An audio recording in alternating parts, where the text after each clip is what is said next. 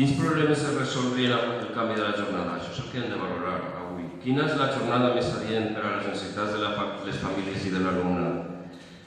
L'escola pública té problemes importants i urgents que resoldre. Estem en una situació de retallades de molt de temps, en què s'ha malmès el sistema públic.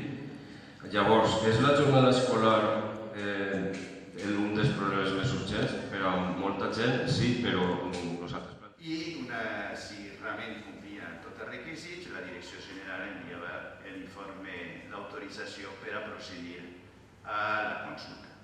I aquí ens hem quedat, d'acord? És a dir, està en la fase en què s'hem quedat i el procés continuarà el dia 15, que és el fet de la consulta a les famílies.